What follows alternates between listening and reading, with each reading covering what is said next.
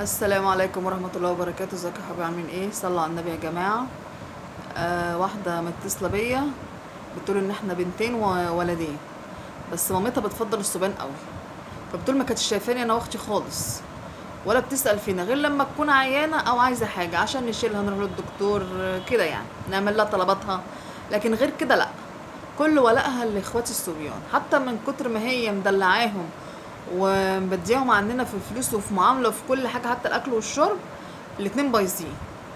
أخويا الصغير بيقعد يمضي وصولات أمان وياخد فلوس من ناس، وأخويا الكبير بيضمنه، فالاتنين زفت ما شاء الله.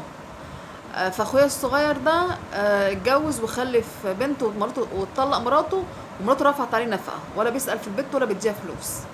فالمهم اترفع عليه قواضي كتيرة، فهي كل شوية تروح مثلا تدفع فلوس وتخلص الشيكات دي، فهي فديت خلاص مبقاش معاها فلوس. فمراته راحت جمعت نفقة عليه يجي 50,000 جنيه، فبتقول طب ادوني 20 وانا سامح في الباقي. فدلوقتي اخواتي الاتنين محبوسين، واحد الضامن والتاني اللي هو واخد. فبتقول امي بتقول حتى يعني كان عندها ظروف وحشة، وكانت تجبرهم ان هم يدفعوا فلوس لاخوهم، لا ومعلش ومش عارفه ايه وتعيا، فبيقولوا عشان خاطر امنا.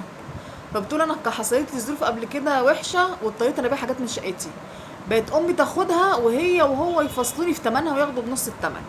يعني حتى ما وقفوش جنبي ولا استعيبت ان هي تاخد حاجتي، ولا تقول لي مثلا خدي وبعد كده اديني. فدلوقتي عماله تقول لي ادفعي الفلوس ادفعي الفلوس. بتقول انا معيش فلوس سيوله في ايديا، معايا ذهب، ابيع الذهب واديهوله واطلعه، بس هو عليه قواضي كتير تاني يعني هيخش تاني. يعني لو انا فضيت مشكله النفقه ادفع ال20,000، برضه هو كده كده داخل. بس امي مش فارق معايا، المهم ان هو يطلع ويبقى قدامها وخلاص. فبتقول انا مش عارفه اعمل ايه، واختي الكبيره مكبره دماغها، ومن كتر مشاكل امي معانا احنا مبقناش نروح غير بنتكلم في التليفون بس ونسال عليها، ولو قدر الله لو تعبانه نروح نوديها للدكتور اكتر من كده، ونجيب لها طلبات، وكل شهر بنودي لها خيرات ربنا، عشان طبعا اخواتنا الاتنين ما بيجيبوش حاجه، وهي برضو مش عاجبها. فانا مش عارفه اعمل ايه، ابيع ذهبي واطلعه، بس هو كده كده داخل عليه قواضي تانية كتيرة. حتى لو انا اتفقت مع مراته طلقته واديتها ال20 او اديتها اقل من ال20، هي هتسكت عشان بنتها، وفي الاول والاخر بنت اخويا، لكن هو كده كده داخل. يعني حتى لو خرج من دي هيخش تاني، فانا اعمل ايه؟ لا انت ما تعمليش حاجه، واصلا الدهب ده مش بتاعك، ده بتاع جوزك. فرضا جوزك عرف وعمل لك مشكله، تبقى انت خربت بيتك انت عشان خاطر ايه؟ عشان خاطر ناس بايظه، اخواتك البايظين؟ لا طبعا، حرام عليكي لو اديتهم جنيه من غير ما جوزك يعرف، اكيد لو عرف مش هيرضى طبعا. يعني هو بيحوش وشقاه وشقه عيال، وانت تروح تجي لاخواتك البايظين عشان؟ لا طبعا، عشان ترضي امك؟ لا طبعا. وانت لما اتحطيت في الموقف هي ما راعتش ان انت بنتها، وعيب ان انت تشتري حاجه منك، عيب عيب عيب. المفروض هي معاها تقولك خدي، ولما ربنا يفرجها عليك اديني او ما تدينيش. لكن لا، ما ينفعش. هي امك باصه ان هي عايزه عيالها بس مش اكتر، وانت بصي لجوزك وعيالك. انت حتى لو جوزك قلب عليك هتروحي فين؟ انت بتقولي مش طايقاكوا وعايزه عايزه عيالها الصبيان، حتى مش بتسأل في بنت ابنها.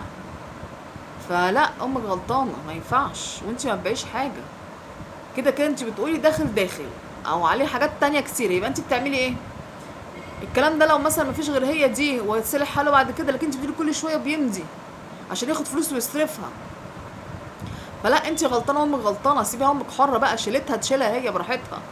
لكن انت لا طبعا، ما تبقاش دهبك. حرام عليكي اي جنيه تطلعيه من ورا جوزك، حرام عليكي. حتى لو امك لازم تستأذنيه. وانتوا قلنا ايه رايكم في الكومنتات، وصلنا على النبي في الكومنتات، ولايكات بقى، وايه عايزين تفاعل في الصفحه عشان الصفحه مهبطه خالص. يلا سلام عليكم، في فيديو جديد.